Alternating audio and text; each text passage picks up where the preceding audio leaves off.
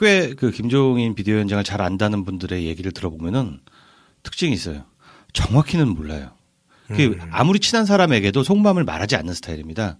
그래서 오늘 우리가 뭐 알아본다 하더라도 이 부처님 손바닥에 손오공인데 그 뜻을 그 크나큰 뜻을 저희가 캐치하기가 쉽지가 않다는 겁니다.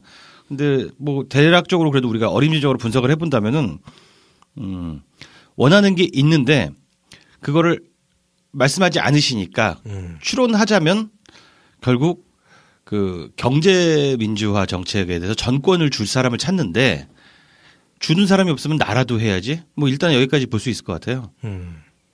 주는 사람이 없으면 나라도 해야지. 전권을 드리겠습니다라고 사실은 얼마 전에 그 안희정 측에서 얘기를 했었거든요. 뭐 그런 뉴스가 있었죠. 예. 예. 근데 전권을 줄 자격이 생기지 않을 거라고 봤는지 이렇게 지금 갑자기 탈당을 하게 된 거죠. 근데 뭐 탈당을 하게 된다는 이야기도 언제 한다는 말이 없어서 아직은 뭐 100% 확신을 갖기 어려운 게 아닌가. 시간을 좀 많이 하세요, 사실은. 그동안의 발언들을 그렇죠. 뒤에서도 살펴보겠지만 한다고 했다가도 다음 날 아니라고 하면 그만인 분이시기도 하거든요. 네네. 네. 권수영님은 뭐 어떻게 분석하시나요? 일단 탈당을 할지 안 할지 솔직히 잘 모르겠고. 네. 진짜 탈당을 해야 하는 거지. 근데 본인 입으로 워딩을 했기 때문에 네. 하긴 할 것 같은데 탄핵 후에 상황을 보고 한다고 하지 않았나? 단서를 그렇게 달았던 것 같은데. 그게 오래전에 했던 멘트고 탄핵 이후는 아주 오래전에도 했고 사실 얼마 전에도 했는데 오늘은 하겠다라고 했어요. 단서 달지 않고. 그래서 내가 보기엔 이제 뭐 자기가 할 일이 없다고 생각을 하는 것 같아요. 네. 그러니까 비대위원장으로 추대돼 가지고 정권을 맡고 진짜 총선 여기저기 이제 돌아다니면서 좀 쉽게 해서 폼 잡고 좀 다녔잖아요. 네. 근데 총선 끝나고 뭐 당대표 그때 뭐 추대하니 많이 말만 있었지만 어쨌든 정당이라는 게 선거해가지고 당원들의 민심을 당심을 받들어야 되는 거니까 그렇게 해서 당대표 추미애 선출되고 그냥 비례 국회의원으로 있는데 경제민주화 법안이라고 얼마 전에 하나 냈었죠. 근데 그게 국회 상정이 안 됐잖아. 그 이후에 이제 뭐 경제민주화 의지가 없다 이렇게 명분을 하는 거 보면 그거 말고는 이제 국회의원으로서도 할 일이 없다고 보는 건가? 그렇게밖에 해석이 안 되죠. 할 일이 없다. 그래요. 그럼 뭐 요번에 그 탈당 결심은 뭐 그렇게 분석을 한다고 치면 근데 이제 이게 이 과정이 최근에 벌어진 상황이 아니라 사실 어떻게 보면 반년 이상 지속된 맞습니다. 상황에 어떤 종지부를 찍는 네. 뭐 종지부 또한 또는 뭐 새로운 시작이 될 수 있는 건데 그 전에 뭐 굉장히 어떤 뭐 문재인 대표를 틈만 나면 뭐 직접적으로 이름을 언급을 안 하더라도 그렇게 비춰질 수 있는 그런 발언들을 많이 하셨고 또 틈만 나면 또 더불어민주당에 대해서도 뭐 디스를 하셨는데 이분이 뭐 왜 지난 6개월이 넘는 기간 동안 이랬던 건지는 뭐 어떻게 생각하시나요? 왜 그러는 겁니까 도대체? 그게 좀 코드가 한 가지가 있는데요. 네. 그 대선 후보라는 지위 그리고 정당이라는 시스템에 대해서 좀 구시대적인 사고를 갖고 계신 게 사실입니다. 네. 이번에 그 경제민주화법 상법 개정안이 통과가 안 된 이유에 대해서 실제로 워딩을 그렇게 해서 친문 패권주의 때문이다 이런 식으로 말씀을 하시는데 네. 그게 단순히 문재인 전 대표를 갈구려고 하는 말이 아니라 네. 진짜 그렇게 생각을 하는 거예요. 네가 맘만 먹으면 요런 그게 괄호 사이로 숨어 있어요. 요 말이. 예. 비슷한 게 그 비대위원장에서 당대표로 추대하는 안에 대해서 네. 실제로 문재인 전 대표한테 불만을 되게 많이 가지고 격정을 토로하셨는데 네. 그때도 비슷해요. 네가 맘만 먹으면 할 수 있잖아. 이런 식이에요. 그리고 비슷한 사례들이 되게 많아요. 예. 할 수 있지 않아? 너 정도면? 이런 갈굼인데 예. 사실은 그거를 당대표나 원내대표한테 좀 압박을 넣었으면 어느 정도 먹혔을지 모르겠는데 문제는 진짜 원칙주의자고 시스템주의란 말이죠. 네. 본인이 추구한 게 거의 아이덴티티가 그거고 정체성이 그건데 거기다 엿못 구워져. 계속해서 그런 것들이 반복이 되는 거예요. 이렇게 볼 수 있습니다. 그리고 결정적으로 문재인은 국회의원이 아니잖아요. 참, 내가 진짜 제일 답답한 게 국회에서 벌어진 일을 문재인 끌어들이는 거는 진짜 악의적이라고 볼 수 없어. 진짜 그렇게 생각하는 것 같아요. 네가 맘만 먹으면 할 수 있지 않아? 아니 진짜 이게 무슨 진짜 조폭이야? 그냥 그럼 뭐 오다 내리면은 알겠습니다 하고 우르르 하나? 일종의 세대 차이 같아요. 세대 차이. 그러니까 이분이 경제 민주화를 자기의 브랜드로 이제 뭐 실제로 이제 87년 헌법 개정할 때 9차 개정이었죠. 개정할 때 그 경제 민주화 관련 조항이 헌법에 이제 들어갔단 말이에요. 거기에 대한 자부심. 근데 그게 진짜 김종인 작품인지 아닌지는 솔직히 확인된 바는 없어요. 예. 뭐 왜냐면 여러 가지 뭐 의견이 있죠. 예. 근데 기본적으로 지금 조금 전에 윤카피 소장이 말했지만 이분이 정치를 바라보는 인식이 과거 독재 시대 마인드예요. 그러니까 경제 민주화도 좋아, 취지 좋은데 이게 굉장히 관치 경제예요. 이분이 지금 갖고 있는 생각은 관에서 쉽게 해서 인위적으로 관료들에 의해서 뭔가를 막 쉽게 해서 재벌 기업 막 때려잡고 하는 거 그런 걸 하겠다는 거거든. 힘을 보여주겠다는 거거든요. 네. 근데 그게 지금 가능한 세상인가요? 그리고 그거는 공정거래위원회만 자기 역할 제대로 하면 되는 부분이에요. 그리고 필요한 법률이 있으면 법을 만들면 돼. 이번에 상정이 안 된 거는 뭐 이유가 있어서 상정이 안 됐겠지. 여야 합의가 안 됐건 당 내에서 조율이 안 됐건 그걸 왜 문재인한테 책임을 떠넘겨. 그러니까 우리 경제민주화라는 용어하고도 좀 이제 작별할 때 되지 않았나? 지겹다 진짜. 그 두 분 말씀을 종합해 보니까 일단 첫 번째는 이분이 이제 구시대적 마인드를 가지고 있다. 네. 그리고 그 프레임으로 뭐 여러 가지 어떤 현상들, 특히 자신한테 불리하게 벌어지는 상황들에 대해서 어떤 왜곡된 인식을 가지고 있는 게 피해의식 같은 것도 예, 있어요. 핵심인 것 같아요. 문재인 전 대표를 뭐 어떤 과거 뭐 YS나 DJ 같은 제왕적 네. 뒤에서 뭐 심지어 뭐 공천원 이거 정치자금 나눠주고 뭐 거의 이 정도 수준으로 보는 거죠. 그렇습니다. 그게 아니면은 이게 설명이 안 됩니다. 이런 식으로 생각을 하는 게. 거기에 플러스 이분이 이제 일맥상통하는 건데 구시대적 마인드를 갖다 보니까 권위주의가 굉장히 강하신 분 같아요. 네. 사실 이게 김종인 전에 비대위원장이었지만 국회의원으로서 법안을 만들었으면 본인이 그 같은 당 의원들 설득하고 섭외하고 그래서 그 법안을 만든 사람이 그거를 통과시키도록 해야지.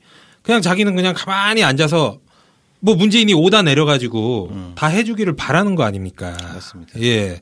그냥 뭐 꽃길 안 깔아주면 자기는 안 가겠다는 거예요. 예. 그래서 그런 면에서 굉장히 어떤 그 권위주의와 구시대적 마인드가 결합한 그간의 상황이 누적돼서 오늘의 뭐 이런 어떤 뭐 탈당 논란 사태가 벌어진 게 아닌가 뭐 저는 그렇게 생각을 하고요. 근데 뭐 사실 이게 우리 저 야권 지지자분들 또는 더민주당 지지자분들 입장에서 보면 정말 진상이잖아요. 진상이라는 평가들을 많이 하죠. 물론 뭐 저희들은 그나마 좀 뭐 호의적으로 봐드리려고 상당히 노력을 했던 사람들이고, 근데 이제 뭐 이분이 이제 정치인으로서 그동안 6개월 동안 하셨던 행동들을 보면 굉장히 좀 막 이렇게 좀 감내하기 힘든 지지자들 입장에서 감내하기 힘든 그런 몸에서 사리가 한가마 나와. 예, 그런 행동을 했음에도 불구하고 이분이 어찌됐든 아직까지는 정치적으로 살아있기 때문에 이분의 탈당설이 이 정도로 이슈가 되는 겁니다. 근데 뭐 이런 김종인 전 비대위원장의 상품성과 정치적 파워는 도대체 뭐 어떤 데서 오는 걸까요? 이분이 그 상황을 정말 잘 이용하세요. 그게 특징인데 지금 누가 목마르고 누가 배고프고 누가 아쉽고를 보는 눈이 굉장히 뛰어나신 분입니다. 지금 더민주당에 와서 그 힘을 발휘했던 거는 첫 장면 기억하시는지 모르겠는데 그때 기자회견장에서 선대위원장으로 왔는데 그 자리는 사실은 우리 다 기억하시잖아요. 공동선대위원장의 자리였습니다. 그렇죠. 그렇죠. 박영선하고 한쪽에 왼쪽에는 박영선, 오른쪽에 김종인이 있는데 거기서 공동 얘기가 나오니까 단호하게 무슨 소리냐, 나 단독이다. 전권을 위임받았다. 전권을 위임받았는지 그건 우리가 확인할 수가 없는데 네. 그런 식이에요. 거기서 당황스럽잖아요. 일단 어른 말을 들어야 되고 이러한 또 그리고 문재인 후보는 굉장히 여러 가지 핀치에 몰린 상황이었고 그렇죠. 이런 상황을 되게 잘 이용하는 겁니다. 그런데 민주당 안에서의 그동안 힘은 어디서 나왔냐면은 민주당 지지자들 사이에서 나왔어요. 상반된 건데 그 본인이 그 문재인 후보를 가장 잘 도와주고 안정감 있게 끌어갈 사람이라는 그러한 상징성이 하나가 있고 또 보수 언론 쪽에서는 문재인을 가장 아프게 공격할 수 있는 사람이라는 그러니까 언론 주목도를 굉장히 잘 타고 간 거죠. 예. 그 사이에서 또 임팩트가 적어졌다 싶으면 사고도 치고요. 잠적을 한다든가 그게 자기 본인의 주가 올리기에 굉장히 능숙한 사람입니다. 거기서 정치적 파워가 다 나오는 것이죠. 상황을 잘 이용한다. 그런데 그 2012년에 그 박근혜 정권 하에서는 그런 정치력을 전혀 못 썼죠. 왜냐하면은 당시에 박근혜 정권은 약점이 없었어. 그리고 엄청난 중앙 집권적인 그런 힘이 있었기 때문에 친위대 수준. 거기서는 별다른 능력을 발휘하지 못했고요. 또 제가 뭐 한마디만 더 드리자면은 본인이 주어진 상황 안에서 굉장히 줄을 잘 타긴 하는데 본인이 직접 개헌판을 만든다든가 또 뭐 빅텐트를 만든다든가 하는 상황 본인이 판을 짜는 능력은 좀 부족합니다. 그래서 아까 말씀하셨잖아요. 그 왜 도대체 측근발 기사를 흘려보내고 본인이 부정하느냐. 본인이 확신이 없으니까 측근을 통해서 기사를 내보내고 헤드라인이 어떻게 나오고 어떻게 댓글이 달리는지를 일일이 체크를 합니다. 이거 아니야? 그럼 물러나고 또 다른 걸 시도하고 이런 식의 좀 약간 기회주의적인 습성도 좀 있습니다. 거기서 힘이 나오는 것이 아닌가. 노예함이지 노예함. 네. 친문 패권주의예요. 그러니까 그 김종인 비대위원장이 힘을 가질 수 있었던 거는 친문 패권주의로밖에 해석이 안 돼요. 왜 그러냐면은 일종의 그런 힘은 그 어떤 이제 갈등이 존재할 때 생기는 힘이란 말이야. 맞습니다. 예. 그러니까 양쪽을 아우를 수 있어야 되는 특히 이제 그때는 이제 문재인 전 대표가 친문 패권주의로 계속 공격을 받고 그리고 이제 국민의당 이제 막 탈당이 분당이 발생을 하고 그 책임을 정말 져야 되는 그런 상황이었잖아요. 네. 그 상황에서 전혀 이제 친문하고는 전혀 관계가 없는 사람을 모셔온 거지. 모셔와서 진압을 어쨌든 거기서 스탑된 거 아니에요. 그죠? 그러니까 보세요. 자, 문재인이 데려왔어. 그리고 친문이 아니고 또 친문을 공격하는 사람들한테 환영받을 수 있는 사람이었어. 예. 그 자체에서 이미 파워가 생기는 거죠. 누가 거기에 대해서 누가 뭐라고 토를 달 수 있는 상황 누가 달겠어요? 문재인의 힘이다. 예, 친문 패권주의. 역설적인 표현. 역설적인데 예. 김종인도 친문 패권주의 위에 서 있었던 거예요. 그 프레임 위에. 그럴듯하네. 그러니까 이 프레임이 글쎄 모르겠어요. 김종인 비대위원장 탈당하면서 그 프레임이 또 다시 이제 악용이 되겠죠. 이게 친문 패권주의의 증거로 또 거론되면서 네. 활용이 되겠죠. 이놈의 지긋지긋한 친문 패권주의. 패권을 제대로 한번 행사를 하는 것도 그래서 저는 방법이라고 생각합니다. 맞습니다. 그래서 오히려 역설적으로. 예. 예. 사실 굉장히 해석하거나 분석하기 힘든 할배인데 정치인이신데 이 김종인이라는 분을 제대로 이해를 하려면 어쨌든 그분이 직접 한 발언을 한번 체크를 해 보면 그나마 좀 이게 좀 보이는 패턴이 있지 않을까 싶어서 네, 패턴이 존재합니다. 예, 그래서 이 부분은 우리 윤가피님께서 한번 브리핑을 좀 해주시죠. 네, 그 김종인 전 비대위원장의 발언에는 굉장히 읽기가 어려운데 우리 비슷한 예로 정말 그 발언을 읽기 어려운 사람 정치인이 하나 있었죠. 노무현 전 대통령입니다. 노무현 대통령의 발언은 노빠들은 엄청 잘 읽어. 우리는 읽는 방법 알죠. 그렇죠. 액면 그대로 읽으면 액면 그대로 읽으면 그게 답인데 네. 설마 저런 노예한 정치인 그 전략적인 정치 승부사가 저 말에 숨을 뜻이 없을까 고민하다 보면 다 헛발이잖아요. 네. 우리만 잘 읽었어요. 네. 그러면은 그 반대에 서 있는 게 김종인 비대위원장의 언사입니다. 네. 정확히 반대로 해석하면 됩니다. 자신이 했던 말을 일정 시간이 흐른 후에 뒤집습니다. 한번 보겠습니다. 그 전에 비례대표 출마 갖고 말이 많았죠. 추호도 그런 생각이 없었다고 말씀하셨잖아요. 그래서 뭐 추호 김종인 선생님 그런 별명이 붙었죠. 그때 예전에 이런 말을 했었어요. 총선 승리 후 내 역할은 더 이상 없다. 이게 어떤 상황이냐면 비례대표 혹시 나가시는 거 아닙니까? 라는 질문을 받으니까 추호도 그런 생각이 없다라는 말과 내 역할은 없다고 말했었고요. 그 다음에 실제로 비례 2번으로 등록했을 때 이런 말을 했어요. 일을 하려면 분명하게 정직하게 얘기하고 해야지 나는 그렇게 눈 가리고 아웅식으로 그렇게 사는 사람이 아니다. 무슨 뜻이냐면요. 비례 후반으로 갈 필요가 뭐가 있어. 내가 가고 싶으면 맨 앞에 가는 거지. 이 발언입니다. 두 발언의 간격이 엄청나게 크죠. 그리고 문재인 광주 방문을 놓고서도 이런 발언이 있었습니다. 엄청나게 뜯어말리잖아요. 그죠? 예. 엄청나게 뜯어말리다가 그때 문재인이 광주를 방문했는데 열기가 굉장히 뜨거웠어요. 그러니까 문재인이 진솔한 자기 신념을 광주 시민에게도 표출했다. 광주 시민들도 너그러운 마음으로 받아들이지 않겠나. 이게 뜨거운 반응이 나왔던 데고요. 그 전에는 굉장히 악의적인 발언을 많이 했습니다. 거기 가면 뭐 거의 총선 망할 것처럼 맞습니다. 말씀하셨죠. 예. 그리고 비슷한 게 총선 끝나고 나서 그날 아침에 14일 아침이죠. 4월 13일 날 총선이었고 4월 14일 아침에 이런 말을 했는데 이게 정제되지 않은 발언이 나왔었어요. 이거는 눈 밝으신 분들은 봤는데 네. 총선 패배 책임은 광주를 가지 말라고 했는데 뭐 간다는 둥 막 엄청나게 정제되지 않은 발언을 했다가 몇 시간 후에 바로 잡아가지고 문재인의 광주 방문 잘한 것이고 수도권의 외연 승리 비결은 다 문재인에게 있고 이런 식으로 모두가 수고했다. 덕담을 던지시기도 했습니다. 발언이 엄청나게 왔다 갔다 합니다. 또 이제 합의 추대를 앞두고 이런 사건이 있었는데 물론 그 김종인 본인은 합의 추대 달라고 말한 적이 없어요. 없긴 없는데 이종걸 의원을 통해서 압박을 넣습니다. 이종걸이 문재인에게 이렇게 궁지에 몰아넣는데 김종인 합의 추대하자. 그럼 문재인 생각이 중요하다. 문재인이 결정할 일이다. 문재인이 결정하면 합의 추대된다. 이런 식으로 엄청난 정치적인 부담을 줍니다. 근데 솔직히 이종걸 의원 정도 되면은 그거 안 된다는 거 알잖아. 시키니까 한 거지. 그래 놓고선 문재인이 우리 당에서 김종인 합의 추대는 어렵다. 그건 정말 불가능한 일이다라고 하니까 그때부터 신경질을 내기 시작합니다. 네. 내가 언제 합의 추대 이야기를 했느냐. 난 당권에 생각이 없다. 더 이상 개인적으로 문재인 만나지도 않을 것이다. 낭떠러지에 구해놨더니 엉뚱한 생각을 하고 있다. 뭐 이런 것도 있고요. 뭐 킹메이커론에 대해서도 나는 절대 킹메이커는 안 할 거다. 앞으로 킹메이커 역할은 절대 안 할 것이다 하고 뭐 이재명 만나서 띄워주고 안희정 만나서 띄워주고 별짓을 다 합니다. 반기문도 만났었죠.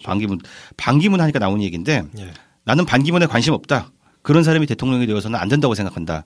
라고 했다가 또 약간 뒷방 늙은이 될 것 같으니까 이제 빅텐트론을 펼치면서 반기문이 보자면 한번 볼 수도 있는 거지. 실제 이러기도 했었고요. 사드에 대해서도 깜짝 놀라실 텐데 예전 발언을 찾아보면은 사드를 배치하면 경제가 어려워지고 안보도 어려워진다. 이렇게 얘기를 했다가 지금은 뭐 당대표 선거를 의식해서 사드를 반대하다니 세상 보는 수준이 그 정도다. 뭐 이런 발언을 하기도 했고요. 그리고 뭐 이제 문재인에 대한 스토킹 발언은 굉장히 뭐 수십 가지가 나오는데 요지는 이겁니다. 자신이 원하는 거를 들어달라는 압박용으로 보통 문재인을 이렇게 갈구는 발언들을 무지무지하게 많이 했다. 이 정도로 넘어가겠습니다. 다 모아서 이렇게 들어보니까 굉장하죠. 네, 굉장한 분이시네요. 두 개만 더 할게요. 예. 이 뒤로 갈수록 중요해지는데 개헌에 대해서는 대한민국 최고의 개헌파 아닙니까? 네네. 근데 새누리당에서 개헌론이 술술 나왔을 때 뭐라고 했냐면은 진짜 개헌을 하려는 생각인지는 모르겠지만 새누리당에서 개헌 논의가 나오는 것은 새누리당에 마땅한 대통령 후보가 없기 때문에 적당히 내각제 같은 거 해서 정권 연장을 해보려는 측면에서 나온 정략적인 생각이다. 아니 우리 가슴을 시원하게 해주는 발언이죠. 뭐 그 이후에 뭐 독일식 내각제를 하겠다, 빅텐트를 만들어서 뭐 3년을 뭐 단축하겠다, 총대선 일치시켰다라는 발언 뭐 너무 잘하시니까 이 정도 넘어가고요. 탈당의 핵심입니다. 탈당에 대한 발언이 굉장히 드라마틱하게 이어집니다. 탈당은 무슨 탈당이냐? 내가 정치 그만둬야 한다고 생각하면 그때 가서 어쩔지 모르겠다. 이런 발언했었고요. 그만두시려나? 내 거치는 헌재 판결을 보고 나서 결정하겠다. 그러다가 탈당하겠다. 오늘 발언입니다. 어느 당으로 들어갈 생각은 없다. 자, 여기서 제가 이제 드리고 싶은 말씀이 탈당에 대해서는 어느 당으로 들어갈 생각이 없다는 것은 그냥 어느 당으로 들어간다고 생각하시면 되고요. 이렇게 보시면 됩니다. 대선 출마할 생각이 있냐니까 절대 없다고 했는데 대선 출마한다는 뜻입니다. 이렇게 봐줘도 되지 않나. 하다가 좌절될지언정 가슴속에 출마의 꿈을 가지고 있다. 이렇게 봐줘도 될 것 같습니다. 할아버지의 못다 이룬 꿈을 할아버지 김종인 전 비대위원장 할아버지가 가인 김병로 김병로 선생님. 저 전 대법원장. 뭐 훌륭하신 분이셨죠. 근데 그분이 대통령 선거에 출마한 거 알아요? 아 그랬나요? 네, 그분이 1960년 우리 4.19 4.19 혁명 일어나잖아요. 일어나고 나서 민주당이 그때 의석의 78%인가를 먹었어. 그때 공약이 의원 내각제야. 그래서 속전속결로 그때 개헌을 했죠. 의원 내각제 개헌을 하고 대통령도 있었어요. 그래서 그때 윤보선 씨가 대통령 당선됐는데 그 대통령은 의회에서 그러니까 의원들이 간접 선거하는 거죠. 의원들이 선거하는 거야. 그때 후보가 몇 명이 나왔냐면은 한 8명 정도 나왔어요. 8명? 9명? 그때 윤보선 대통령이 거의 압도적으로 나머지 하여튼 윤보선을 제외한 나머지 표를 다 합치면은 한 40표가 안 돼. 그 중에 한 표짜리 후보가 6명이 있어요. 그 중에 한 분이 그 중에 한 분이 김병로 선생. 별거 다 기억하시네. 그러니까 정덕후야 정덕후. 아니 김종인 비대위원장이 혹시 출마하면 할아버지의 꿈을 잇는다. 무슨 뭐 저 소년 탐정 김정일 같은데요. 뭐 할아버지의 이름으로. 제가 그 김종인 전 비대위원장의 발언을 쭉 들어보니까 뭐 요건 인상 비평입니다. 네. 말 그대로 인상 비평인데 어떤 그 이미지가 왔냐면은 이분 따봉충 같다. 맞아. 네, 이게 어떤 거냐면은 뭐 저도 뭐 페이스북 따봉충이었으니까 따봉충이니까 글을 하나 일단 올렸는데 이게 그 일정 시간 안에 일정 시간 일정 수 이상의 따봉이 안 나오면 이거는 망한 글이야. 그럼 바로 지워. 나도 그래. 형도 그랬어?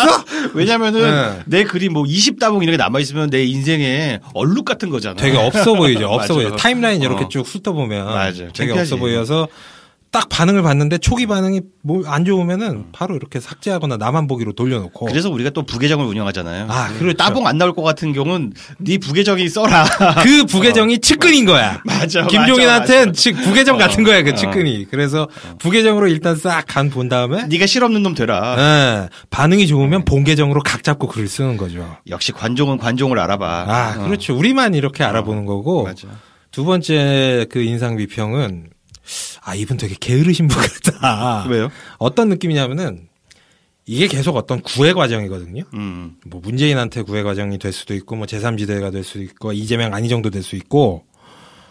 근데 이게 사실 구애를 하려면 제대로 뭐 데이트 계획도 세우고 뭐 돈도 벌어가지고 뭐 선물도 안겨주고 그러면서 어떤 동등한 관계에서 해야 되는데 막 이렇게 막 한량처럼 되게 살고 싶은데 일하기 싫고 나 좀 데리고 가서 뭐 이렇게 호강시켜줄 뭐 어떤 뭐 남편이 됐든 아내가 됐든 이런 거를 찾는 기둥성방 같은 이런 느낌이 드는 거예요. 나는 정확히 반대의 이미지를 생각했는데. 그 얘기를 하면 여혐되는 거 알지? 아니. 나 그 장르 아니고. 나는 반대로 네. 저렇게 부지런한 사람이 있을 수가 있나.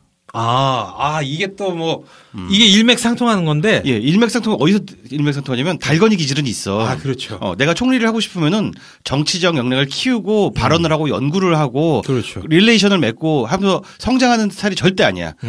그게 더 쉬운 길이라 하더라도 난 달건이로서의 자존심이 있고. 가오가 있지. 슈킹을 해야 되는 거야. 네. 슈킹을 하는 길이 근데 너무 힘들어. 네. 이 사람도 만나야 되고 조찬 모임에도 가야 되고 이 모임에도 가서 덕담도 해야 되고 이 후보 띄웠다 저 후보 띄웠다 하면서 진짜 쉬지를 않아. 언론 플레이도 정말 열심히 하고 이 할배가 그 총선 때도 솔직히 대충 한 게 아닙니다. 선거운동 정말 열심히 했어요. 예. 엄청나게 부지런한 사람입니다. 춤도 추고 그랬다니까. 그래서 제일 쉬운 방법은 쇼부를 치는 방법이 있죠. 나한테 경제에 대한 모든 걸 위임해 준다고 전권을 준다고 제발 해줘. 그럼 나도 도와줄게. 이런 거 절대 없어요. 그리고 대통령이 되고 싶어도 대통령이 되는 길이 있잖아. 꼭 여러 사람을 궁지에 빠뜨리는 식으로 해서 본인의 에너지를 엄청나게 많이 써. 예. 엄청나게 부지런한 사람이야. 왜? 달건이 정치성 때문에. 좀 그런 게 있다. 날로 먹고 싶고 추대받고 싶고 남의 정치력을 뺏고 싶고 이런 성향이 있다. 그게 뭐 사실 저 김종인 지금은 뭐 워낙에 연세가 많이 드셔서 네. 그 노인들은 뭐 그럼에도 불구하고 굉장히 뭐 이 포스가 느껴지긴 하지만 네. 예전에 김종인 비대위원장 한 3, 40대 사진 보면 무슨 저 곽도원 같아, 곽도원. 뭐 그래요? 범죄와의 전쟁에서 풍채 이따만 하고 선글라스 끼고 인상이 그냥 정말 건달 같아요. 중정 용언 같지 않아? 네, 맞아요. 네. 그러면 이게 종합을 해보면 되게 부지런한 한탕주의. 한탕주의 사람인데 정말 부지런하게 한탕을 노리는 거야. 맞아. 근데 너무 성실해. 네, 정말 부지런하게 뭐 한탕을 노리다 보니까 그동안 뭐 경제민주화 뭐 한번 헌법에 삽입했고 또 의원 5번 했는데 다 비례대표. 네, 한탕. 당 옮겨다니면서 비례대표 하잖아. 예, 그러다가 뭐 이번에 민주당 비대위원장으로 또 한탕에 성공하셔서 정치적 영향력이 나왔는데 제가 볼 때는 뭐 요번에도 한탕 노리시고 네. 예, 어떤 그 정치적 활로를 찾으려 하시는 게 아닌가. 근데 그 스펙 가지고는 그렇게 고생 안 하고도 원하는 거 충분히 받을 수 아니 있어. 성실하게 일하고 성실하게 농사 짓고 성실하게 예? 작업하면 이게 대통령도 될 수 있는 그거였는데. 그렇죠. 근데 안타깝네. 참 안타까워요. 예. 그러니까 제가 조금 전에 이제 그 할아버지 김병로 대법원장 이야기했는데 그분 정말 훌륭하신 분이거든요. 아, 그럼요. 예. 예? 정말 대한민국 사법부의 독립의 상징. 진짜 이승만 정권하고 맞서 싸워가지고 사법부 독립을 지키려고 노력하고 했던 그 기타 하여튼 대단하신 분이에요. 그러니까 기질 자체는 확실히 그 가인 김병로 대법원장님 그 기질이 있는 것 같아요. 곤조가 있으시죠. 그 뚝심도 있고 노태우 정권 때도 진짜 자기 주관도 확실하고 예. 그 대충 막 그 대충 타협해 가지고 가는 그런 스타일은 아니야. 네. 그러니까 문제는 그래서 그게 이 세상이 막 바뀌면서 민주주의가 점점 발전하고 있잖아요. 여기에 좀 보조를 좀 맞춰서 자기가 갖고 있던 기존의 생각을 조금 고치면서 소위 정당 생활을 한다 그러면 정당의 시스템이 어떻게 지금 변화했는지를 정도는 조금 이해를 하고 정당 안에 몸을 담고 활동을 했더라면 솔직히 말해서 박근혜 대통령 만들었잖아요. 네. 나서 그렇게 팽당하진 않았을 거야. 제 생각에는 그 안에서도 그냥 자기 마음대로 하려고 그렇죠. 하니까 아니 하늘에 태양이 2개일 수가 없는 거지. 거기는 그 당시만 해도 박근혜 대통령이 그냥 당을 확실하게 장악하고 있는 상황인데 거기가 레알 조폭 집단이죠. 근데 박근혜 정권에서는 그렇게 상식적으로도 안 됐을 거예요. 아마. 거기는 뭐 그냥 슈킹 집단이고. 그렇지 뭐 그렇지. 제가 뭐 좀 전에 뭐 달건이 기질이라고 했는데 그거는 이제 이해를 돕기 위해서 한 얘기고 굳이 설명을 좀 더 첨언을 하자면은 가오가 너무 세셔서 가오지상주의. 네. 가오가 너무 세셔서 남들과 경쟁을 하거나 성실하게 성취를 하거나 이게 너무 안 맞아. 아쉬운 얘기 하는 것도 정말 싫어해. 진짜 싫어하죠. 네. 그러니까 정당 민주주의 자기가 위에 있다고 보는 거고 문재인 자네 정도면은 당신도 정당 민주주의 정도는 정당 민주주의가 안 소중하다는 게 아니라 그 정도 되지 않아? 라는 발상을 하는 거예요. 할아버지한테 배운 게 별로 없는 것 같아요. 아니 뭐 배웠더라도 그게 이제 뭐 시대가 한 반세기가 지나서 이게 이제 소프트웨어를 업데이트를 하셔야 되는데 그래서 저는 개인적으로는 이분이 뭐 좀 아깝긴 하다. 예를 들어서 김영삼 정권 또는 김대중 정권 이 정도쯤에서 한 번쯤 뭐 중용이 돼서 본인 뭐 소신 관철을 시켰으면 뭐 본인도 성불을 하시고 뭐 지금쯤 뭐 국가 원로로서 뭐 잘 뭐 하셨을 텐데 이게 저 어떤 집념 이루지 못한 자신의 꿈에 대한 한이 그 자신을 상당히 이렇게 코너로 몰아넣는 것 그러니까 같은 그런 경제 민주화인데 그 이제 그 키워드가 경제 민주화잖아요. 제가 뭐 아까 전에 뭐 명확치 않다 얘기했지만 어쨌든 지금 우리한테 알려진 걸로는 87년 당시에 이제 김종인 비대위원장이 당시에 이제 그 경제 민주화 조항을 뭐 하여튼 집어넣는 걸 했다는 뭐 그런 증언은 있고 남재희 전 노동부 장관이 그렇게 증언을 했죠. 하여튼 자, 그러니까 김종인 비대위원장이 눈에 한국 경제를 보고 있으면 이게 민주화의 열매를 재벌들이 다 따먹어 버린 거야. 그리고 재벌을 통제를 못 하고 있다. 이 권력이 대통령이든 행정권이든 입법권이든 이 재벌 권력을 제대로 통제를 못 하고 있다는 그 뭐 한이라면 한? 네, 맞습니다. 네. 답답한 거야. 저 양반 눈에 보기에는 너무 답답한 거야. 아니 저거 저거 확 내가 하면은 휘어잡을 수 있다 이거거든. 네. 그걸 해보고 싶은 거야. 굉장히 재밌는 말씀인데 정치 권력에 욕심이 많다는 사람들의 시선이 좀 있잖아요. 근데 저는 사실은 경제 권력에 욕심이 많은 것이고 정치 권력은 그 수단으로 보고 계시다라는 관점이 저도 그렇게 봅니다. 예. 그러니까 그 경제 민주화를 하기 위해서 정치판에 계속 있는 거예요. 근데 경제 민주화는 중요한데 정치적인 민주화는 그건 나는 대상이 아닌 거야. 그래 너희들끼리 민주주의 잘 지켜. 근데 나 정도 되면 나한테 그런 얘기하는 건 좀 아마추어 같은 거 아니냐? 이런 생각을 갖고 있다고 보여져요. 그게 참 안타까운 게, 뭐 요즘 모 대선 후보님에 의해서 선의라는 단어가 굉장히 뭐 회자가 됐는데 어쨌든 뭐 그 정책의 뭐 선의에 대해서는 뭐 저희가 전혀 뭐 의심은 안 하고 좋은 취지죠. 그리고 실제로 그렇기도 하고 민주화의 어떤 과실을 재벌 대기업들이 많이 독점을 한 게 사실인데 그거 자체도 이제 뭐 박정희나 전두환 뭐 노태우 이런 정권에서는 뭐 가능했을지 몰라도 이제는 뭐 여러 가지 상황이 바뀐 상황에서는 다른 방식으로 풀어야 되는데 이 시대하고는 안 맞죠. 너무 이제 외골수적으로 이제 그것만 이제 고집을 하면서 거기에 이제 찬동을 안 하면 마치 무슨 뭐 개혁의 배신자인 것처럼 뭐 그런 식으로 말씀을 하시니까. 근데 사실 문제는 좌파 우파 진보 보수를 떠나서 아직도 재벌을 어떤 그 국가 권력의 힘으로 통제할 수 있다고 믿는 사람들이 또 굉장히 많이 있잖아요. 근데 그 실제로 또 박근혜 정권이 K재단 K스포츠재단 미르재단 이런 거 기업들 후려친 거 보면 가능할 것 같기도 하단 말이에요. 네.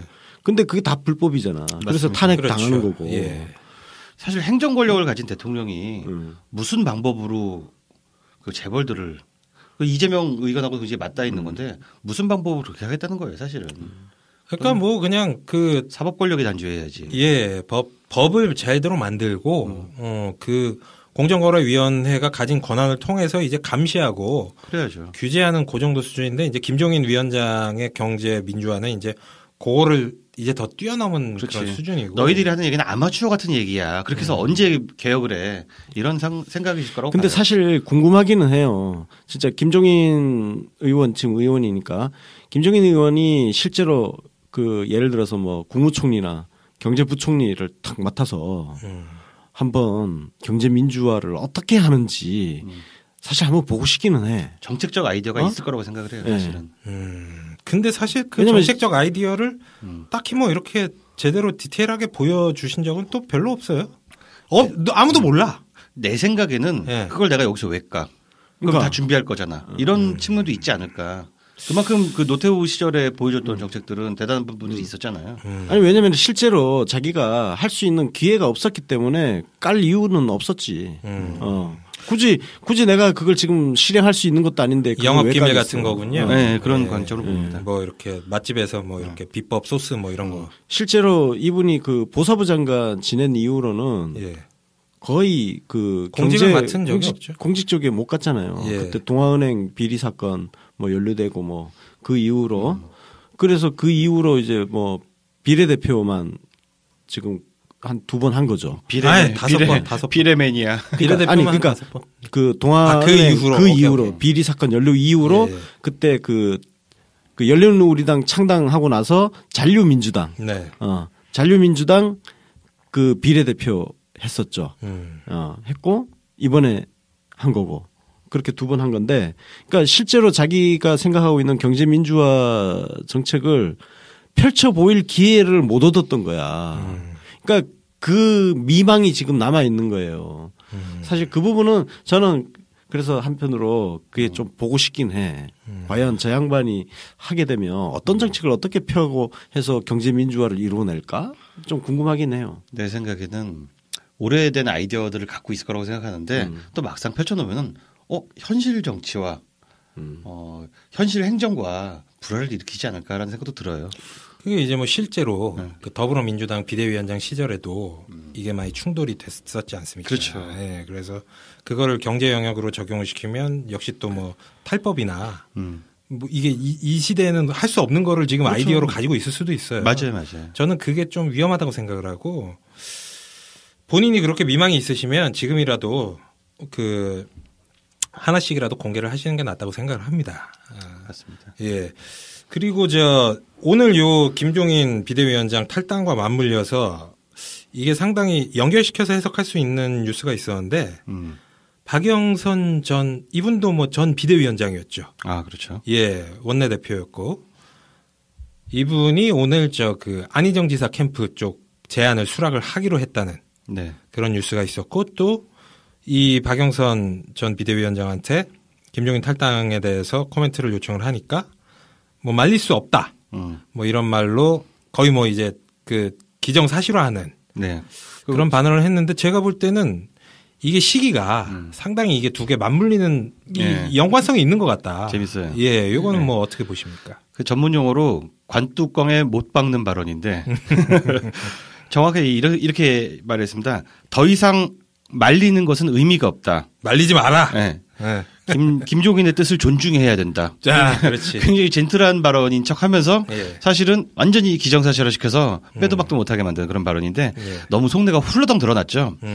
그 사실 그 정가에 여의도 정가에 도는 얘기에서는 우리도 뭐 들으신 분들도 많겠지만 이번 경선에서 안희정 후보가 승리를 한다면 그쪽에 지원을 하는 것으로 그런 얘기들이 많이 떠돌았던 게 사실이거든요. 예. 그 사실은 그 안희정 후보에 관심이 좀 있었죠.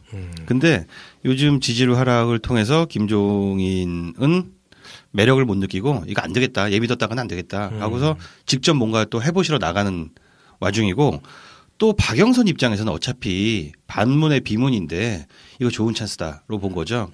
그러면은 만일에 확률은 얼마큼인지 모르지만 안희정 후보에게 자신이 가장 높은 점유율로 있고 싶으니까 일종의 의자 빼기를 시도한 발언이 아닌가 예. 이렇게 봅니다. 예, 권수영님은 어떻게 보세요? 아니 저도 비슷해요. 예. 그러니까 겸상 할 수 있는 사람 숟가락 하나 더 있는 것보다는 혼자 대장 먹는 게 좋잖아. 그렇죠.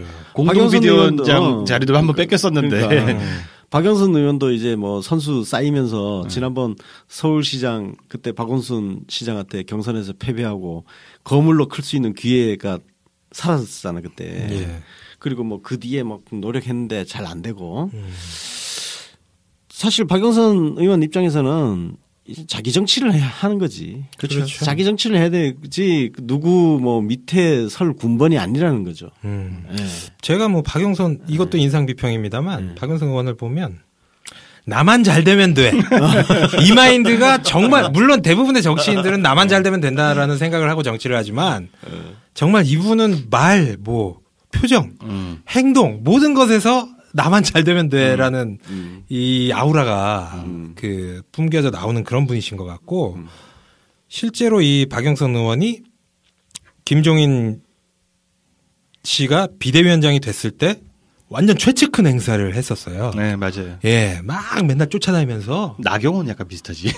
뭐 저기 뭐 거의 뭐 더불어민주당 쪽에 뭐 그런 존재였다가 예, 캐릭터 그렇죠. 예, 그랬다가 이제 뭔가 좀 사고를 좀 많이 쳤습니다. 김종인 비대위원장 시절에 사고는 박영선이 쳤는데 그 정치적 책임은 김종인이 뒤집어 씌우는 예, 김종인이 뒤집어 쓴 대표적인 게 비례대표 칸막이. 그렇죠, 그렇죠. 칸막이 비례대표 그거 예. 1, 2, 3, 4 뭐 등급 나눠서 했나? 뭐 A 등급 뭐 B 등급 이런 식으로. 네.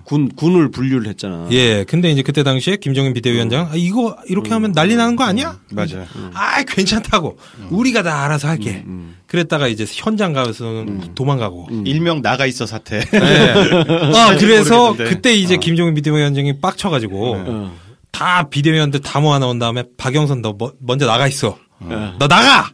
그래가지고 굉장히 침통하고 그 진짜 무슨 세상 다 잃은 표정으로 쫓겨난 뭐 그런 사태가 있었는데 그 뒤로는 이제 김종인 위원장이랑 박영선 위원장이랑은 뭐 거의 정치적으로 뭐 다른 한 길을 안 걷는 뭐 그런 사이였죠. 네네. 그랬다가 요번에 이제 제대로 이제 뭐 빅엿 한번 먹인 거고 박영선 씨가 요거를 보면 우리가 이제 두 가지를 유출할 수 있는데 첫 번째는 김종인 씨가 보기에 안희정은 가능성이 없다. 이렇게 판단했기 때문에 탈당을 했을 거다. 네, 이런 보이죠. 추론이 가능하고 두 번째는 어떤 우리 저 비문의 대표 아이콘 중에 하나였던 뭐 박영선, 이종걸 나머지는 다 국당에 가 있으니까. 그렇지. 근데 이제 그 비문의 핵심 인물인 박영선이 김종인을 제끼고 그 어떤 그 비문 세력의 숙주라고 해야 될지 뭐 의탁처라고 해야 될지 이걸로 안희정 지사를 초이스를 했다고 볼 수 있는 거예요. 예. 근데 그 와중에서는 김종인 비대위원장은 거기에서도 좀 약간 밀려난 예. 그 비문 쪽에서 안희정과 박영선의 어떤 그런 구심력 때문에 상당히 좀 더불어민주당 안에서는 입지가 옹색해진 거죠. 그렇죠. 없지 이제. 예. 그래서 이제 다시 또 새로운 기회의 땅을 찾아서 그 좋아하시는 비례대표 의원직도 심지어 그 2번으로 셀프 공천까지 하신 것까지 버리고 광야로 나가시는 거 아니겠습니까? 기회 땅 없던데. 근데 기회 땅이 어딨어? 진짜 탈당을 할까? 그러니까 저희가 지금 이렇게 녹음을 하는 와중에서도 아니, 난 탈당 안 할 예. 가능성도 충분히 있다고 생각을 해요. 그렇죠. 왜냐면은 정치라는 거는 명분 싸움이잖아. 나 탈당할 거라고 예고까지 했지만 명분이 주어지면 철회하면 돼. 그래서 저는 상당히 일리가 있는 발언이라고 보는데 네. 탈당을 하면 되는데 계절을 막았네. 계절을 막고 자기 후원금을 다른 정치인들에게 나눠줬네. 이거는 그냥 언론 플레이잖아. 계절 막힌 거 누가 알아? 그냥 보여주는 거거든. 예. 너 탈당할 니들, 거야. 이래도 진짜, 응? 진짜 내가 이래도 나 안 잡을 거야. 이 놈의 새끼들 그냥. 그게 이제 그 똑같은 사태가 지난 총선 때 비대위원장 칩거 사태.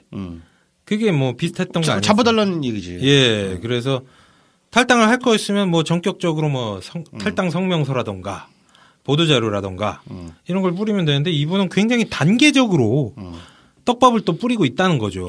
내가 직장 생활하면서 맨날 그 술자리에서 사표 내는 이야기하는 사람 치고 사표 내는 사람 별로 못 봤거든. 진짜로 사표낼 나 사람 같은 사람은 그냥 바로 쓰지. 그냥 사표를 내버리지. 그렇죠.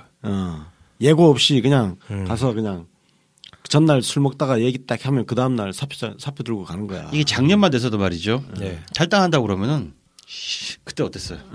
의원들 찾아가가지고 무릎 꿇고 빌고 막 집 앞에서 기다리고 이거를 좀 보여줬으면 좋겠는데 지금은 그 박영선이 관뚜껑에 뭐 박았잖아. 뭐 박았고. 존중해야 근데 된다고. 몇 명 갔잖아. 매달린 사람이 박용진. 박용진. 박용진 시켜서 간 거지. 또. 그리고 또 저 누구야? 이철이도 갔나? 이철이는 안 간 것 같은데. 이철이는 지금 이제 안캠프거든. 그렇지. 안캠프 안 간 비문 의원 3명이 갔나요? 진영 갔을까? 진영 안 갔는데. 그래. 좀 진영은 짠하다. 진영 의원은 지금 문재인 의원하고 지금 문재인 대표 쪽 같이 지금 행보를 같이 하는 거 아닌가? 그런가요?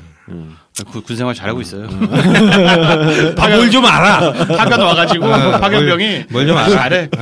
빠릿빠릿 하시네. 그 중대 군가도 잘 부르고 적응 다 있어. 아유, 뭐 훌륭하시네.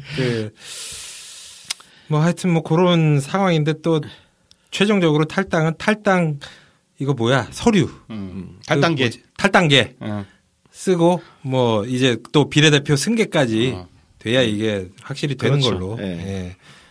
탈당은 해야 하는 거야. 피곤하다 진짜. 정말 피곤해. 피곤해. 탈당이 대단한 뉴스. 이거 탈당 뉴스도 사실 며칠 전에 측근발로 떴다가 본인 입으로 부인했던 썰이에요. 근데 잡으러 온 사람이 없으니까 나 그러면 나 계좌 막을 거야. 그러니까 그때 원래는 리액션을 기대를 했던 거지. 정말 리액션 더럽게 안 나와 이 당.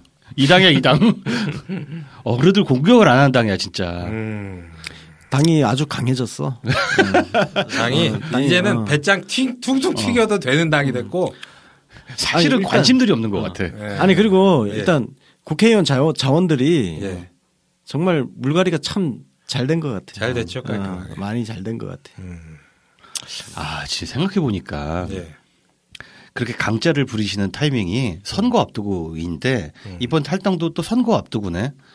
그러면 진짜 출마가 목표가 아니라 대선판인데 니들 그동안 내가 1년 동안 지랄지랄하는데 안 듣더니 이 대선판에서 내가 탈당해도 니들이 눈 하나 꼼짝 안 하나 보자. 지금 약간 이런 상황일지도 모른다 또 생각이 드네. 그렇죠. 아, 정말 골 때리네. 문제는 작년 총선 지금 대선보다 작년 총선이 훨씬 더 빡셌고. 그렇지. 지금은 너무 지금은 여유로워. 뭐 지금 저 뭐 야당 더민주당 지지자분들은 뭐 아유 안녕히 가십시오. 네. 네, 그동안 뭐 그래서 그 가능성은 있어요. 예. 저는 대선 후가 되든 아니면 대선 전이 되든 본인이 직접 일단 광야에 나가면 네. 자기를 중심으로 뭔가 정계 개편이 일어나지 않을까. 그런 그림을 그릴 수도 있다. 아, 나 근데 권수동님 말씀 듣고 나니까 미몽이네요. 미몽. 안 나갈 것 같은 생각이 더 그러니까. 강력해지네. 점점 더. 아, 그게 저 머리가 우리 괜히 모인 것 같아. 정무 감각이 나름 뛰어나신 분이라고 저희가 평가를 했는데 안 나가실 것 같은 그러면 느낌이 그 든다. 평가에 의거하면 아니 반기문 정도 지지율이랑 그 스펙 유엔 사무총장 되는 분도 그 양반 중심으로 이게 판이 안 짜졌는데 그래가지고 드랍을 했는데 솔직히 김종인 비대위원장은 반기문 그때 당시 반기문보다도 이게 지금은 레벨이 낮거든요. 그렇죠. 네임밸류가. 그래서 저는 사실 본인이 직접 대통령 선거 나가는 그림은 별로 생각을 안 하고 있어요. 그렇죠. 저는 오히려 대선 전과 후를 기점으로 해서 예를 들어서 문재인 대통령 시대 이후의 그림을 그려보는 거 아니냐. 네. 예, 조금 더 큰 그림. 예. 그러니까 어쨌든 그 지금 어대문이라고 뭐 할 정도로 이 상태로 가면은 진짜 예. 큰 변수가 없는 한 문재인 시대가 열리잖아요. 그러면 지금 개헌파 보세요. 거의 다예요. 네. 그죠?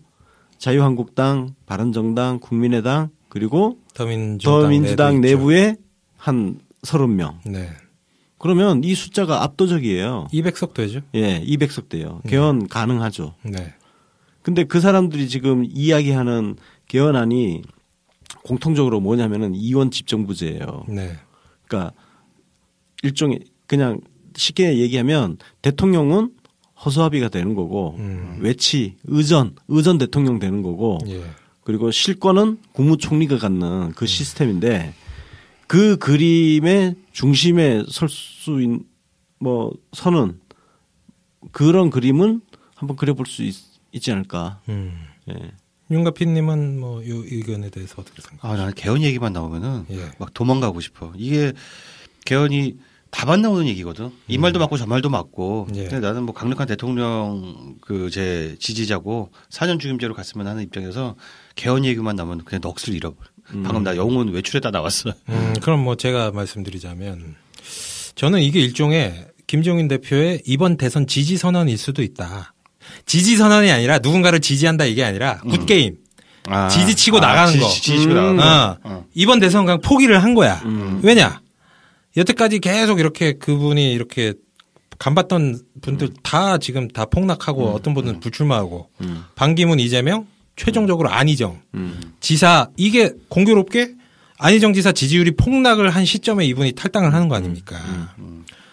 그럼 저는 이분이 요번 대선 진짜 말 그대로 어대문일 수도 있고 그렇다면 개헌을 해서 문재인 대통령 임기를 3년으로 단축을 시켜버린 다음에 그 다음에 뭐 자기가 총리가 하든 뭐 아니면 뭐 또 그 자기한테 정권을 준 뭐 총리를 세우든 그래서 어떤 근데 참 그게 그 정도 연세 드신 분이 3년을 기다리는 이런 빅픽처 그리기는 쉽지가 않은데 그런 달건이 짓은 아무나 하는 게 아니라 정말 큰 달건이다 가능한 그러니까 그림이죠. 3년 정도는 내가 좀 더 기다릴 수 있다. 내 체력으로 보나 뭐 정력으로 보나 뭐 이런 계산으로 이번 대선은 어차피 그냥 나가리 시키고 그 개헌파들 모아서 임기 3년으로 단축시킨 다음에 그때를 보자. 뭐 이런 생각을 충분히 할 수도 있다고 봐요. 근데 사실 이 생각이 지금 그 더불어민주당 그 주류를 제외한 네. 모든 정파의 생각이란 말이에요. 그렇죠. 근데 이 사람들 진짜 이거 정말 엄청난 민심의 역풍이 기다리고 있다는 걸 좀 미리 내가 경고를 해줄 필요가 있는데 예. 이원 집정부제 이런 거 꺼내놓으면 지금 국회 개헌 특위에서도 이원 집정부제로 지금 가닥이 잡힌 것 같고 네. 이거 탄핵 당합니다. 민심에 의해서 두고 보세요. 예. 내년에 이거 대통령 선거로 끝이 아니야. 지방선거 지방선거 있어요. 예. 그리고 또 지나면은 총선 또 돌아와. 예. 지금 국회의원 임기 아직 많이 남았다고 생각하지만 금방 돌아옵니다. 이게 정치는 계속 이어지는 거거든요. 네. 그러면 민심 지금 이 탄핵의 이 민심 정권 교체에 대한 민심 적폐청산에 대한 민심 이건 계속 이어져 가게 돼 있는 거예요. 여기에 브레이크 거는 시도가 들어오면 그거 박살나요. 난 국회 개헌특위 저 사람들 정치 그만하려고 저러나 그런 생각 난 개인적으로 하고 있어. 네, 저도 장담합니다. 예. 민심의 폭 맞습니다. 지금 뭐 거의 그 상황이랑 비슷한 상황인데 노무현 대통령 당선되고 나서 노무현 대통령을 인정을 할 수 없던 세력들이 탄핵을 시켜가지고 강제로 임기를 종료를 시키려고 그랬던 거 아니겠습니까? 그렇죠. 네, 지금 맞습니다. 그거랑 마찬가지 똑같은 상황이에요. 똑같습니다. 근데 이제 대선은 어차피 이게 아무리 해도 안 될 것 같으니까 하기도 전에 불복이야. 이거. 네, 아 진짜 대통령 대선 치르기도 전에 불복을 할 생각을 하고 있는 거예요. 빠르다 빨라. 부지런한 것들. 네. 근데 이제 뭐 어떤 대선 후보는 거기에 부안해동하는 발언 하고 있고, 예, 그래서 사실 부안해동이 아니고 예. 안희정 지사 같은 경우는 지금 자기 안지사 소신하고 국회 개헌특위하고 똑같아. 그렇죠. 예. 그렇지. 그렇게 부안해동이 되면 아니네. 그러니까 이게 그렇죠. 예. 여러분들 개헌에 대해서도 이거 듣는 분들은 개헌에 대해서도 관심 있게 뉴스를 조금 챙겨보실 필요가 있고 지금 그 정치판 돌아가는 키워드의 하나로 개헌을 좀 계속 눈여겨 보실 필요가 있어요. 맞습니다. 이거는 대선 후까지 이어질 수 있는 그러니까 대통령 헌법 현재 헌법 현행 헌법과 국민들 주권자들이 부여한 대통령의 권력을 무력화시키는 시도로 이어질 가능성이 충분히 존재하고 있다는 거. 네. 한마디로 얘기해서 합법적 쿠데타를 지금 계속 기획하고 모의하고 있는 중이에요. 네, 맞습니다. 국민의 손으로 뽑은 대통령 임기를 5년에서 3년으로 단축시키려는 그런 거기 때문에 뭐 이게 뭐 단기간 안에 결판 날 주제는 아닌데 계속 우리가 감시하고 지켜볼 필요는 있다. 뭐 이렇게 정리를 하면 될 것 같고. 근데 이렇게 얘기하고 보니까 예. 김종인 의원이 그렇게 머리가 나쁜 사람이 아니잖아요. 오히려 머리 참 똑똑한 사람이잖아요. 네. 이런 그림을 그릴까? 그럴 수도 있겠고. 그건 뭐 모르는 거니까. 하긴 그분 마음속 아는 사람 한 명도 없어. 아무도 없어. 하긴 2004년도 그때 그 노무현 대통령 탄핵할 때 아니 누가 그러리라고 생각을 했어요. 그 사람들이. 김종인 의원이 그때 탄핵에 찬성하지 않았나? 그때 뭐 찬성 아는 사람이 몇 명이나 있겠어요. 그때 국회의원이었었나? 아우 너무 오래되면 가물가물하다. 뭐 국회의원 아니었구나. 예, 국회의원이 아니었었던 거. 속으로 찬성한 걸로. 또 탄핵했던 정당의 비례대표가 됐지. 2004년 그 탄핵 직후에 열린 총선에서 새천년 민주당 비례대표가 된 거지. 네. 그럼 뭐 저희가 이제 뭐 슬슬 마무리를 해야 되는데 마지막으로 물론 김종인의 마음은 아무도 알 수 없다는 게 이번 에피소드의 결론이지만 개인적으로 뭐 좀 예측을 해볼까요? 아니면 하지 말까요? 그 재미삼아 뭐 한번 해보고 뭐 한 10,000원 정도 할까요? 네네. 예. 뭐 이분이 뭐 출마를 할 건지 뭐 입당을 할 건지 네. 뭐 개인적으로 한번 예측들 해보는 걸로. 일단 다들 출마 안 할 거라고 생각하고 있죠. 솔직히 얘기해서. 그럼 그건 그러니까 빼던 예. 그러니까 예. 그냥 이건 재미삼아인데 저는 예. 이런 제안을 하고 싶은데 예. 한다면 어느 당으로 할까? 한다면 무소속으로 할까? 뭐 기성 정당으로 갈까? 오케이. 뭐 그걸로. 그 정도는 얘기거리가 될 것 같아요. 권수영님은 아이씨, 난 출마 안 한다고 생각하는데. 예. 그래도 한다면 어디로 할까? 그래도 나라면. 형은 꼭 이런 식으로 답변을 해. 뭐를 물어보면 그거에 대한 답을 안 하고 나는 뭐 아니 왜냐면 내가 이 가정을 가지고 라면 예. 네 별로 이제 반응을 안 해서 그런데. 그럼 빼드리자. 그래 빼고 저 윤가피님이랑 김반장 아니 하면 라면 예. 무소속 무소속. 그런 이상한 선택을? 젊은 사람들 코드에 맞추시느라 참 고생이 많으십니다. 억지로 대답하고 고생이 많으시네. 뭐 한다면 무소속이 제일 가능성이 적다고 생각하고요. 예, 윤곽님은 국당엔 들어갈 공간이 없다. 왜? 경선을 해야 돼. 이미 경선 시작했잖아. 경선 해야 되는데 지금 아수라장이죠. 예. 네. 거기는 못 들어가고 네. 그 무혈을 입성할 수 있는 당으로 가야 되는데 어디입니까? 그 바른정당이다. 바른정당. 하더라도 타이트하지 않은 데 가서 한다. 뭐 그렇게 생각할 수 있겠습니다. 뭐 저는 뭐 이게 어차피 진지한 건 아니니까 그냥 뭐 제가 하나 찍자면은 바른정당에도 그래도 김무성이랑 유승민이 있다. 있지. 저 한국당 자유당에는 지금 황교안 보니까 얘도 간보다가 그냥 출마 안 할 것 같아. 어려워요. 네, 어렵기 때문에 김종인 입장에서는 자유당이 제일 만만해 보일 것이다. 그 너무 근데 자기 부정에 대해서 뭐 그래. 뭐 자기 근데 서로 평등할 일은 아니고. 아니 근데 자기 부정은 아까 전에 그 우리가 바로 그렇지. 자기 부정의 화신이지. 자기 부정을 매일마다 하시는 맞아. 이분은 순간에 사시는 분이야. 맞아. 순간에 살고 따봉에 살고 따봉에 죽는 분이야. 어제 발언을 내가 어떻게 기억해? 예. 뭐 어떻게 보면 뭐 내가 초심을 살려서 예, 뭐 너무 자연스럽다. 예. 뭐를 해도 다 자연스러워 이분. 맞아요. 논리를 만들기 때문에 자기가. 맞아. 그럼 뭐 요 정도로 가볍게 네, 그 사실 뭐 우리가 탈당을 할지 안 할지도 아직 확신이 안 서니까. 탈당부터 자신이 없다. 난 탈당 안 할 것 같아. 나 이거 예측 안 할래. 짜증나. 예측을 하는 것 자체가 이 할배한테 놀아나는 것 같아. 탈당을 전제로 1시간 동안 떠들었기 때문에 예. 그냥 탈당하세요. 탈당하는 걸로. 탈당 안 하면 이 방송이 우스워지니까 저희 얼굴 봐서 탈당해 주십시오. 네, 부탁드립니다. 탈당을 부탁드리겠습니다. 네. 뭐 이것도 또 문제되는 거 아니에요? 노인표만 뭐 이런 거. 아니 근데 오늘은 네. 모든 정치인과 모든 지지자들이 탈당을 부탁한다고 했기 때문에 네. 딱히 우리만 문제될 건 없습니다. 그래요. 뭐 저 박영선 의원도 뭐 그랬는데 그럼